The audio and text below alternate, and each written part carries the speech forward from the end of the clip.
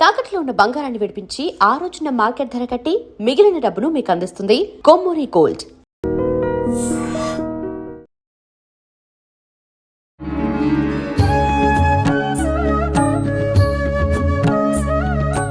నమస్కారం, welcome to I dream. ధర్మ మార్గం విత్ విజిత కార్యక్రమానికి స్వాగతం. ప్రస్తుతం మనతో పాటు ఉన్నారు ప్రముఖ ఆధ్యాత్మికవేత్త, శ్రీ విద్యా ఉపాసకులు శ్రీ గురు కరుణామయ్య గారు. ఇప్పుడు గురుగారితో మాట్లాడి మరిన్ని విషయాలు తెలుసుకుందాం. ముఖ్యంగా మనకు ఎన్నెన్నో సందేహాలు ఉంటూ ఉంటాయి, వాటి గురించి సవివరంగా తెలుసుకునే ప్రయత్నం చేద్దాం. నమస్కారం గురుగారు. నమస్కారం గురుగారు, లలితా సహస్రనామ పారాయణం ప్రతి నామం కూడా ఒక మంత్రంతో సమానం అంటూ ఉంటారు. ప్రస్తుత కాలంలో చాలామంది చేస్తున్నారు పారాయణం, కాకపోతే ఎందుకు చేస్తున్నాము అనే ఒక క్లారిటీ చాలా తక్కువ మందిలో ఉంటుంది. చేస్తున్నప్పుడు నియమాలు పాటించాల్సిన అవసరం లేదు అని కొంతమంది అంటారు, పాటించాలి అని కొంతమంది అంటారు. కొంతమంది కామ్యం కోసమే ఇందులోంచి ఒక నామం తీసుకుంటే విశేషంగా నాకు ఈ కోరిక నెరవేరుతుంది కాబట్టి నేను చేసేస్తాను, అంటే నాకు నచ్చినట్టు నేను ఏదో ఒక నామం తీసుకొని చేయడానికి ఎలా సాధ్యపడుతుంది, మరి గురువు ఉపదేశం ఉండాలి కదా అనేవాళ్ళు మరికొంతమంది. ఒక్కసారి వాటి గురించి వివరణ ఇవ్వండి. దీనికి అమ్మవారు ఇవాళే నాకు సమాధానం పొద్దున్న చెప్పింది. మాకు వాట్సాప్ మెసేజ్లు వస్తూ ఉంటాయి, మీ పుణ్యమాని మీ ఛానల్ పుణ్యమో అందరి ఛానల్తో చూసి గురువు గారికి సమస్య చెప్పుకుంటే పరిష్కారం లభిస్తుందని ఒక ఆవిడ రాశారు. పెద్దది వాయిస్ మెసేజ్. మేము ముగ్గురు పిల్లలు ఉండి పెద్ద పిల్లాడిది, మాకు అమ్మగారు ఆస్తి పంచిచ్చారండి, కానీ మా తమ్ముడు ఎంతకీ ఆస్తి నాకు ఇవ్వట్లేదండి అని చెప్పుకుంటూ చెప్పిన దీంట్లో ఫోర్స్ ఉంది. నాకు కోర్టు వ్యవహారాల్లో నాకు జైన్ రావడానికి ఏమైనా మంత్రం ఇస్తారా అని అంటే, నేను ఇక హైదరాబాద్లో ఉన్నాను కాబట్టి కాంచీపురంలో మా వాళ్ళు ఉంటారు కదా పనిచేసే వాళ్ళు, ఫ్రంట్ డెస్క్ చూసి వాళ్ళు, గురువుగారు వారాహి మంత్రం, వారాహి వాళ్ళకి అర్థమైపోయింది ఇలాంటి వాటి కోర్టు వ్యవహారాలు అంటే వారాహి మంత్రం, వారాహి ఫోటో ఒకసారి చెప్పుకున్నాం, పంపించేవాళ్ళం. ఒక్కసారి ఎస్ అని టైప్ చేయబోయితే అమ్మవారు ఇలాంటి పనులకు కూడా నన్ను వాడుకుంటావు నువ్వు అంది. ఇక్కడ నుండి నిజం సత్యంగా చెప్తున్నాను, నో అని టైప్ చేశాను. ఎందుకంటే నువ్వు ఎప్పుడు అమ్మవారిని నువ్వు ప్రార్థించాలి, ఏ సమస్యకి నువ్వు అమ్మవారిని విసిగించాలి. ప్రతిదానికి ఉద్యోగం, ప్రమోషను, ల్యాండు. నాకు ఒకవాళ్ళు దేవీపురంలో ఉన్నప్పుడు ఒక ఆవిడ వచ్చింది, అక్కయ్య పాలల్లో నాకు ఇల్లు ఉందండి, దాన్ని నాకు కావలసిన రేటు వచ్చేటట్టు అమ్మేసి ఇంకో చోట తక్కువ ధరలో కొనుక్కోవడానికి ఏమైనా మంత్రం ఉందా అంటే అన్నీ నువ్వే డిసైడ్ చేసేస్తున్నావు అంతే. సో మంత్రాలు ఉన్నాయి, కానీ ఎప్పుడు పాటించాలి. లలితా సహస్రం 365 లైన్లు కూడా ఒక్కొక్క లైను చదివితే ఒక్కొక్క లైను వల్ల మనకి అశేష ఫలితం వస్తుంది. ఒక రకమైన మూలాధారాంబుజారుడ పంచవక్త్ర అస్థి సంస్థ, దాంట్లో వెన్నెముక నొప్పి వచ్చినప్పుడు అది చదివితే ఉంటుంది. అక్కడ కూడా ఇప్పుడు ఒక చిన్న ఎగ్జాంపుల్ తీసుకున్నాం. సో సంపుటీకరణ చేసి చదవాలని చెప్తుంది శాస్త్రం. అంటే ఏంటి, ఆ లైన్ని 365 లైన్కి ముందు వెనక పెట్టేసి చదవాలి. నా అదృష్టం అన్నదా దురదృష్టం అన్నది మా గురువమ్మకి వెన్నెముక వచ్చినప్పుడు నేను దేవీపురం వెళ్ళాను. ఆవిడకి వెన్నెముక నొప్పి రావడం దురదృష్టం, కానీ ఆ రోజు నేను వెళ్తే నొప్పిరా ఉందిరా అన్నారు. పడుకోపిండి అని అక్కడ చేయి పెట్టి మొత్తం సంపుటీకరణ నేను చేశాను. ఎంత సమయం పట్టింది గురుగారు? 1.5 hours పడుతుంది మెల్లిగా. సో ఆ 1.5 hours చెయ్యి అక్కడ నాలుగు పెట్టి చేశాను. మీరు నమ్మరు, వారం రోజులు చక్కగా. అంటే నా గొప్పతనం కాదు, అక్కడ మా గురువమ్మ అంటే నాకు అమ్మతో సమానమే. ఆ సందర్భంలో నేను ఉండడం అద్భుతం. అంచేత నా సమస్య నా ఆధ్యాత్మిక జీవనానికి కానీ ప్రాపంచిక జీవనానికి కానీ ఎంత అడ్డొస్తుంది, జాగ్రత్తగా వినండి. నేను లలితా సహస్రం చదవమంటాను, సమస్య పరిష్కారం చెప్తాను, కానీ ఈ సమస్య నా ఆధ్యాత్మిక జీవనానికి కానీ ప్రాపంచిక జీవనానికి కానీ ఎంత అడ్డొస్తుంది. వెన్నెముక ఉంటే నొప్పి ఉంటుంది, నేను కింద కూర్చోలేను, సరిగ్గా పూజ చేయలేను. సరే గ్రాంటెడ్ అంటున్నాడు, సంపుటీకరణ చెయ్యి. ఎందుకంటే ఆ రకంగా నువ్వు అమ్మవారి నామాన్ని పదే పదే చెప్పుకునే అవకాశం లభించింది అనుకుంటే నీకు 90 రోజులు చేయమంటాం. 90 రోజులు అక్కడ 30 రోజుల్లో మా అక్కయ్య గారికి డిస్క్ ప్రొలాప్స్ ఏదో అంటారు కదా, స్లిప్ డిస్క్, అది నయమైపోయింది 30 రోజుల్లో. మూలాధారం జ్వరం. అదేంటి, అక్కడ తాదాత్మ్యంతో నాకు ఒక భాగ్యం దొరికింది అనుకుని చెయ్యాలి. కానీ మన వాళ్ళు కొంతమంది ఏం చేస్తారు, పూర్తిగా చదవాలండి, ఆ ఒక్క లైన్ చదివితే చాలదా, అంతే, పూర్తి వెన్నెముక బాగు చేయాలా, ఒక్క పోస్ట్ తరి చేస్తాను సరిపోతుందా, అమ్మమ్మ అక్కడ మాత్రం మొత్తం రిజల్ట్ ఉండాలి, మొత్తం సరిపోవాలి. అంచేత నేను అమ్మవారితో ఎలా డీల్ చేస్తున్నానో అదే మళ్ళీ నాకు విశ్వం దర్పణ దృశ్యహరి అని చెప్పి చెప్తారు కదా, నేను చూసిదే నా ప్రపంచం నాదే అంటే నేను ఎలా డీల్ చేస్తాను అదే నాకు వెనక్కి వస్తుంది. అంచేత లలితా సహస్రనామంలో అనేక సమస్యలకు పరిష్కారం ఉన్నా కూడా ఇప్పుడు పిల్లలు చెప్పిన మాట వింటం లేదు, మనశ్శాంతి, భార్యాభర్తలకు దెబ్బలాట్లు ఉంటాయి, అప్పుడు ఏం చేయాలి, మనశ్శాంతి లేదు నాకు, సరే ప్రాపంచిక జీవనానికి అడ్డే, కానీ నేనేం చేయాలి, శివకామేశ్వరాంకస్త శివ స్వాధీన వల్లభ అని లైన్ ఉంది, దాన్ని చెయ్యాలి. కానీ నేను ఇలా చేసేస్తే నా భార్యాభర్తల మధ్య రిలేషన్స్ పెరిగి బాగుంటాయా అంటే క్వశ్చన్ మార్కే నేను. ఎందుకంటే ఇది నువ్వు తాదాత్మ్యంతో చదివితే ఎలా బాగుపడతాయంటే నువ్వు సర్దుకుపోయే గుణం నీకు వస్తుంది, అక్కడ నువ్వు తప్పులు వెతకవు, గుణంలో మార్పులు వస్తాయి, నీలో మార్పు వస్తుంది. నువ్వు ఎంతసేపు వాళ్ళలో మార్పు రావాలంటావు. అవును అవును అవును గురుగారు. కానీ నువ్వు ప్రయత్నం, నీలోనూ మార్పు రావాలి. నేను ఇలాగే ఉంటాను కానీ వాళ్ళు మారిపోవాలి, నా సంసారం బాగుండాలి అంటే అది అన్యాయం కదమ్మా. అంటే ఎదుటి వాళ్ళలోనే తప్పులు కనిపిస్తున్నాయి గురుగారు, నాలో నాకు తప్పులు కనిపించట్లేదు. అంటే నువ్వు అడ్జస్ట్ అయ్యి ఒదిగి మణిగి ఉండి, ఇప్పుడు అత్తగారంటేనే చాలా ఇష్టం అండి, ఆవిడతోటే చెప్తూ ఉంటారు, ఆవిడన్ని ఏ కొడుక్కి తల్లి అంటే ఇష్టం ఉండదు, మీ తమ్ముడికి మీ అమ్మగారంటే ఇష్టం లేదా, ఇలాంటి ఆలోచనలు వచ్చి ఈ ఉద్రేకాలని కొంత తగ్గడానికి ఈ లైన్ వల్ల ఆస్కారం ఉంటుంది. అంటే డైరెక్ట్గా ఇవి పరిష్కారం చేస్తాయని అన్ని సమస్యలు పరిష్కారం అవ్వకపో. ఇప్పుడు చర్మ వ్యాధి ఉంది, పాయసాన ప్రియ, త్వక్స్థాపతులోక భయంకరి, బ్రహ్మాండంగా డైరెక్ట్గా పనిచేస్తుంది. కానీ నువ్వు మార్పు చెంది ఈ సమస్యను పరిష్కారం చేసుకోవాలి అంటే కొన్ని లైన్లు నీలో కూడా మార్పు రావాలి. అంచేత ఈ లలితా సహస్రనామం అనేది ఫలశ్రుతిలో చెప్తారు, ఇందులో ఏ ఒక్క నామం చెప్పినా సరే దాని ఫలితం చెప్పడానికి సాక్షాత్తు శివుడికి కూడా చేత కాదంటారు. అంటే అర్థం ఏంటి, ఒక్క నామం చెబితే అని కాదు, ఒక్క నామాన్ని నేను అన్వయించుకుంటే, నా జీవితంలో అన్వయించుకుని దాన్ని పాటిస్తే అప్పుడు అది పనిచేస్తుంది. నేనేం చేస్తున్నాను, ఇది చదివితే అది వస్తుంది, ఇది చదివితే అది వస్తుంది, ఇది చదివితే అది వస్తుంది, ఆ దృష్టి అంతా నా సమస్య మీద పెడుతున్నాను, ప్రతిఫలం మీద పెడుతున్నాను.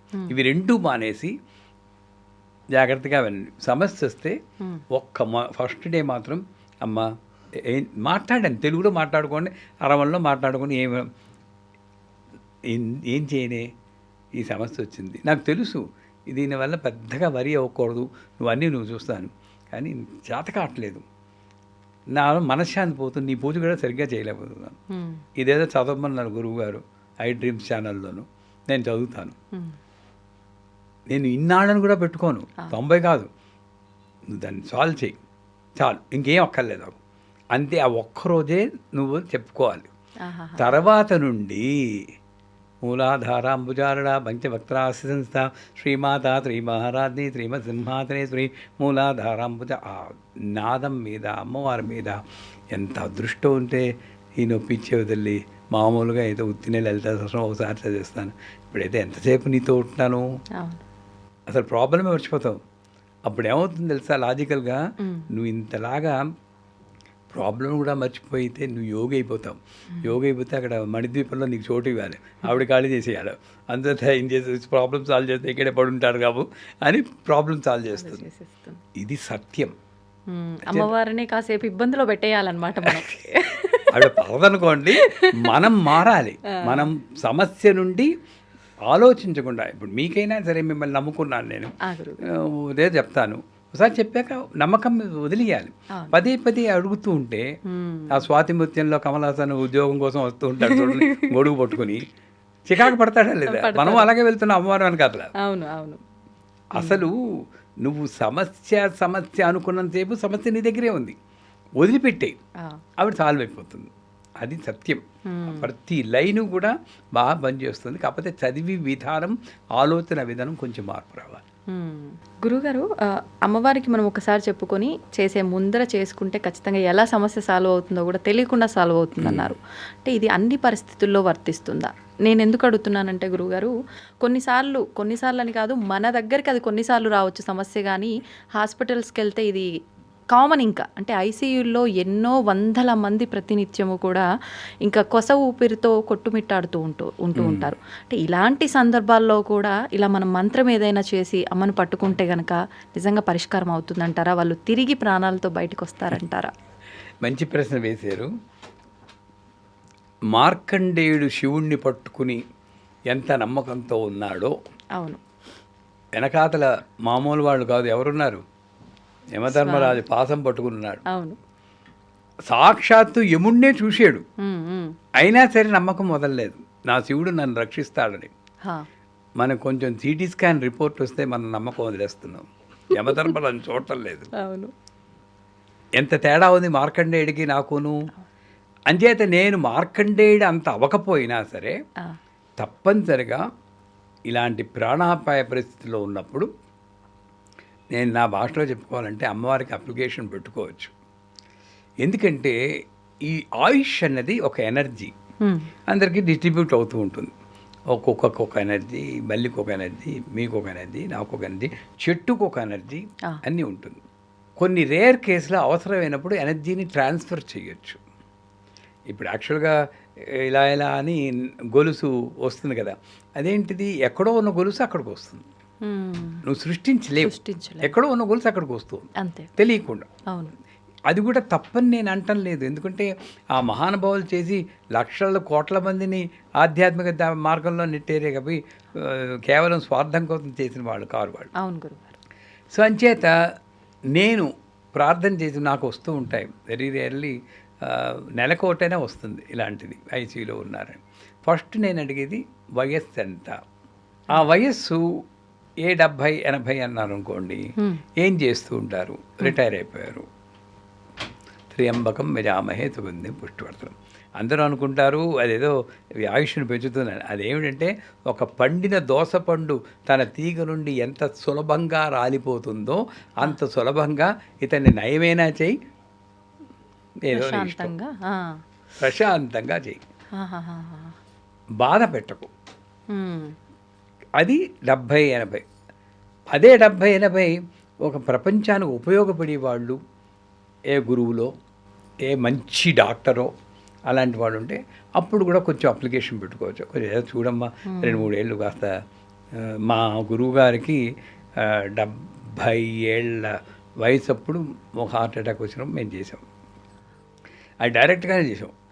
ఇంక ఇది చదివేసి చేతులు అక్షతలు తీసుకుని నా ఆయుష్లో ఆయనకి ఎంత కావాలో అంత తీసుకోండి అని చెప్పి నీళ్ళు వదిలేసాం. ఏం చేస్తాం, మాకు మంత్రాలు రావు అప్పుడు పెద్దగా. నాకు తెలిసిన మంత్రం అది, అందరూ చేసే. నువ్వెంత ఇచ్చావంటే నేను 6 నెలలు ఇచ్చానన్నాడు ఒకడు. అక్కడ కూడా ధారాళం లేదు, అదే బతికారు. అందువల్ల బతికారు. ఈ మాయలో మమ్మల్ని నేర్చుకోవడం కోసం ఆవిడ క్రియేట్ చేసింది. మళ్ళీ వెనక్కి వస్తే ఇప్పుడు అదే మొన్నను వైభవ్ సచిన్ అని చెప్పి మా డిసైపుల్ రోడ్ యాక్సిడెంట్ అయిపోయి బ్రెయిన్ హెమరేజ్ అయ్యి వెంటిలేటర్ మీదకి వెళ్ళిపోయాడు. వయసు ఎంత? 23 ఏళ్ళు, యంగ్. సో అప్లికేషన్ వ్యాలిడ్, వెంటనే పెట్టమన్నాను. ఇప్పుడేంటి ఇక్కడ త్రియంబకం కాదు, త్రియంబకం కన్నా ఇది నాకు 20 ఏళ్ల క్రితం వచ్చిన మంత్రం ఇది. అప్పుడు వైష్ణవి అని 3 నెలల అమ్మాయి కింద పడిపోతే వాసం మేకు వెళ్ళిపోయింది బ్రెయిన్లోకి. 3 నెలలు. ఈ రాత్రి గడవడం కష్టం, 24 గంటలు అంతకన్నా ఉండదన్నారు. వాళ్ళ నాన్నగారి ఫ్రెండ్ నేను రాజమండ్రిలో ఉన్నప్పుడు ఫోన్ చేశారు, ఏమండి కొంచెం మంత్రం చెప్తాను. అప్పుడు నన్ను చిన్న గురూజీ అని పిలిచేవారు దేవిపురంలో. ఇప్పుడేం పెద్ద గురూజీ కాదు, అప్పుడు ఆ పిలిపే చాలా బాగుండేది. చిన్న గురూజీ అని పిలిచి ఏం చెప్పండి అంటే, నాకేం తెలియదమ్మా, కానీ అప్పుడు ఆలోచన, ఒక్క నిమిషం ఉండండి ఆలోచిస్తే, జూమ్ సహ మాం పాలయ పాలయ, ఇది మహామృత్యుంజయ మంత్రం. జూమ్ అన్నది ఆ మహామృత్యుంజయ బీజాక్షరం, అది నాకు తట్టింది. దీన్ని కొంచెం కుకింగ్ చేసి వండేసి ఓ పెద్ద మంత్రం చేద్దాం. మాం పాలే పాలే అంటే అక్కడ నన్ను రక్షించుని నేను అహంకారంతో చెప్పుకోకూడదు. తర్వాత మళ్ళీ ఈ త్రియంబకం చేరుద్దాం, నీ ఇష్టం ఏదైనా చేస్తే చేయి, కానీ నన్ను రక్షిస్తూ అంటే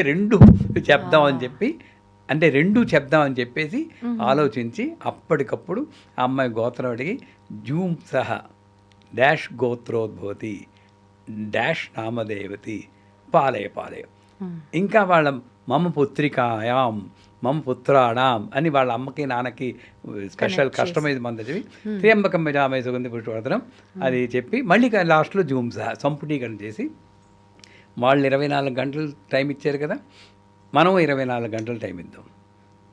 24 గంటల్లో వైష్ణవి కళ్ళు తెరవాలి. మీరు వాళ్ళ అమ్మని నాన్నని ఒకళ్ళు మార్చవచ్చును, గ్యాప్ లేకుండా ఒక్క నిమిషం గ్యాప్ రాకూడదు. 24 గంటలు చెప్పండి. నెక్స్ట్ సెంటెన్స్ నాకు చాలా ఇంపార్టెంట్. నెక్స్ట్ ఏమన్నాను, తర్వాత ఏమైందో చెప్పండి అనలేదు. ఆ అమ్మాయి కళ్ళు తెరవగానే నాకు చెప్పండి అన్నాను. ఇంకా మీరు ఫిక్స్ అంతే, నమ్మారు అంతే 100%.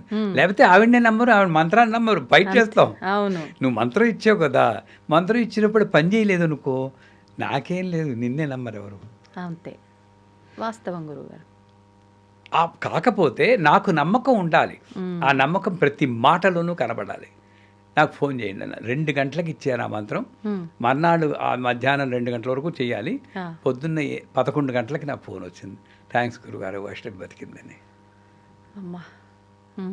అలాగే వైభవ్ కూడా నిన్ననే వెంటిలేటర్ మీద పైకి వచ్చేసాడు. మా మొత్తం 1000 మంది సభ్యులందరూ చేసాం జూమ్ సహా వశిష్ఠ గోత్రోద్భవస్య వైభవ్ సచిన్ నామధేయ పాలయ పాలయని. అంచేత ఎటువంటిదైనా సరే మనం బుర్ర ఉపయోగించకూడదు. అయితే కండిషన్ ఏమిటంటే, ఈ మంత్రం మొదలెట్టాక ఎటువంటి రిపోర్ట్ వచ్చినా సరే వాళ్ళ సైన్స్ వాళ్ళది, మన నమ్మకం మనది.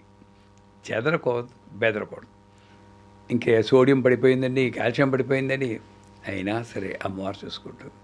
అంత నమ్మకం, మార్కండేయ నమ్మకం మనకుంటే అప్పుడు డెఫినెట్గా ఇది పనిచేస్తుంది. ఇది విన్నవాళ్ళు కూడా ఇది అందరూ ట్రై చేయొచ్చు కావలిస్తే. కాకపోతే భక్తి, నమ్మకం, ఈ శ్రద్ధతో చేయడం 24 అవర్స్ చేయాలి. మా వాళ్ళకి 24 అవర్స్ కాదు, నేను వాళ్ళకి ఏం చెప్తాను, ప్రతిరోజు పొద్దున్న సాయంకాలం నాకు రిపోర్ట్ ఇవ్వండి ఎలా ఉందో అని చెప్తాను. ఈ అబ్బాయి వైభవ స్థితిని రావడానికి 3 రోజులు పట్టింది. కాకపోతే ఫస్ట్ డేని కొంచెం కళ్ళు రెప్పిల్లా అన్నారండి, చాలు మార్పు తెలిసింది. 2వ రోజు కళ్ళు తెరిచాడు, 3వ రోజు వెంటిలేటర్ బయటకు వచ్చాడు. ఇంకా ఆపేసాం, ఇంకా మళ్ళీ చెప్పకూడదు, ఇంకా ఆపేసాం, అయిపోయింది. అమ్మకో థ్యాంక్స్ చెప్పుకున్నాం అంతే. కాకపోతే అక్కడ ఈ సమస్యకి పరిష్కారం చెప్పినందుకు నేను డబ్బులు తీసుకున్నానంటే ఆ పని చేయదు. ఇది ముఖ్యం. ఎవరైనా సరే పరిష్కారం చెప్పి డబ్బులు తీసుకుంటే దాన్ని చాలా బలహీనపడిపోతుంది. అందుకే గర్వంగా చెప్తాను, నా దగ్గర పరిష్కారం వచ్చిన వాళ్ళకి పైసా తీసుకోను నేను. ఎన్నో ఏళ్ళ నుండి చెప్తున్నా. మీ ప్రశ్నకి ఎంత అడుగుతా, ప్రశ్న అడిగితే ఎంత తీసుకుంటారండి అంటారు. అసలు నేనెందుకు తీసుకోవాలమ్మా అంటాను. లేదండి, అంచేత పరిష్కారం చెప్పినప్పుడు వాళ్ళంతటి వాళ్ళు ఇస్తే అది వేరే విషయం. అదే అవును, బట్ అది కూడా ఒక్కొక్కప్పుడు యాక్సెప్ట్ చెయ్యం. అంటే ఎలాంటి సందర్భాల్లో గురుగారు? మెంటల్ డిస్టర్బెన్స్ వచ్చింది, ఫ్యామిలీ డిస్టర్బెన్సెస్ ఉన్నాయి, అప్పుడు నేను తీసుకుంటే ఆ కర్మలో కొంత భాగం నేను తీసుకుంటున్నట్టు ఈ డబ్బుతోటి. అవునా? అందుకే మెడికల్ ప్రొఫెషన్లో కూడా బాగా డీప్గా వెళ్తే ఆ జీవి రోగంతో బాధపడాలి, నువ్వు మధ్యలో అడ్డుకుని మందిస్తున్నావు, అదే కొంత కర్మ ట్రాన్స్ఫర్ చేయనా అని అడుగుతాడు. అంటే డాక్టర్స్ నేను తప్పట్టం లేదు, వైద్యో నారాయణో హరి. నేను దాన్ని తగ్గించుకోవాలంటే నువ్వు వైద్యాన్ని ఒక వృత్తి కింద కాకుండా నాకు వచ్చిన భాగ్యం కింద చెయ్యి.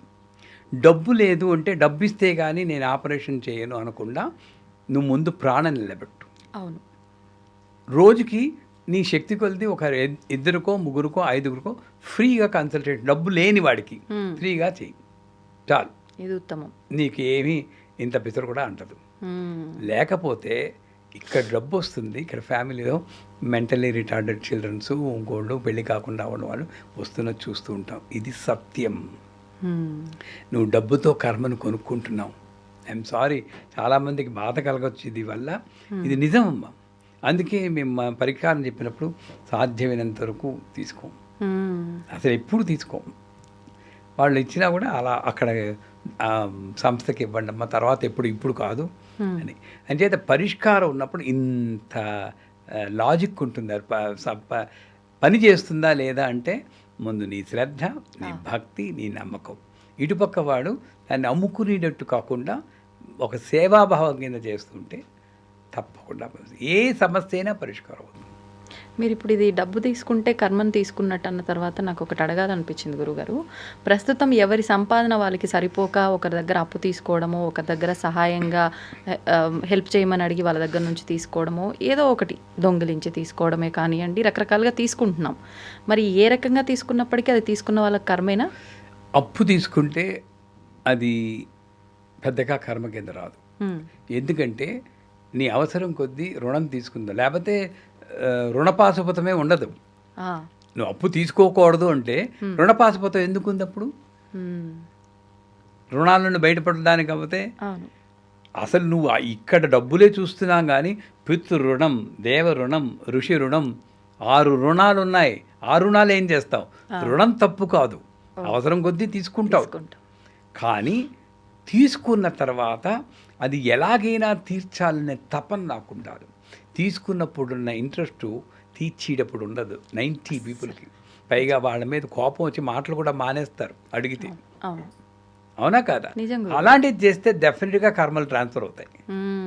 లేకుండా ఓ 1000 రూపాయలు అప్పు తీసుకున్నారు, నా దగ్గర 10 రూపాయలు వచ్చాయి, ₹1 తీస్తానండి అని ₹1 పక్కన పెట్టుకోవాలి. తీసుకోకపోతే పక్కన పెట్టుకో. అలా మెల్లిమెల్లిగా ఎప్పటికైనా ఇది తీర్చాలి అని. ఒకవేళ అలా రాకపోతే వస్తు రూపేణ, సేవ రూపేణ, శ్రమ రూపేణ ఈ రుణం, ఈ కనెక్షన్ కట్ అవ్వాలి. సేవ రూపేణ చెయ్యి, ఎలాగోగలా రుణం తీర్చుకోడు. అంటే మరి దొంగతనం అన్నారు, మరి డెఫినెట్గా దొంగతనం ధర్మం కాదు కదమ్మా. 100% అది దెబ్బ కొడుతుంది. అది ధర్మ మార్గంలో నువ్వు సంపాదించాలి. ఎవరైనా సరే ధర్మ మార్గంలో నువ్వు ధనం సంపాదించాలి. ఒక్కొక్కప్పుడు నాకు అంతే. ఇంకోటి, ఇక్కడ మీరు మంచి క్వశ్చన్ అడిగారు. నాకు దేనికోసం డబ్బు అడుగుతున్నాను? టీవీ కొనుక్కోవడానిక? తినడానికి తిండి లేకపోతే అక్కడ ఫైన్ ప్రింట్లో వేస్తాడు.